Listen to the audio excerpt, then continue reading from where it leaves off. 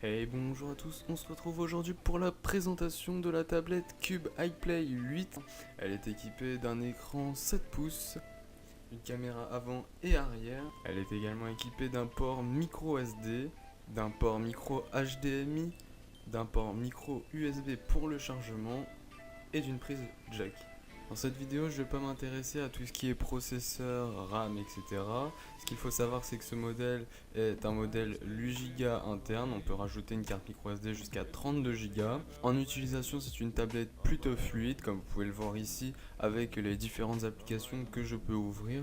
On a les applications de base qu'on peut retrouver sur n'importe quelle tablette. Donc, comme vous le voyez, les applications s'ouvrent pratiquement instantanément. Et ça, c'est plutôt pas mal. Au niveau connexion et réseau sur cette tablette, il faut savoir qu'on a le Bluetooth d'intégré et comme sur la plupart des tablettes également le Wi-Fi en 2,4 et 5 GHz en double fréquence, ce qui permet une navigation sur la toile plutôt rapide. On a un écran de type IPS en format 4 tiers avec une plage de luminosité assez grande comme vous pouvez le voir ici. Au niveau tactile, tape sur le clavier, etc. ça répond très bien, pas de problème avec le côté tactile de la tablette. On a un bon temps de réponse. Je trouve vraiment que cette tablette est parfaite pour tout ce qui est navigation sur internet. Après tout ce qui est jeu, va falloir plutôt vous tourner vers un autre modèle encore plus puissant. L'un des gros avantages quand même de cette tablette, c'est son prix, seulement 60€. Elle est proposée à ce prix-là sur le site banggood.com. Et pour 60€, on peut même filmer et prendre des photos. Alors la caméra avant est une caméra de 0,3 mégapixels, mais par contre la caméra arrière est une caméra de 2 mégapixels.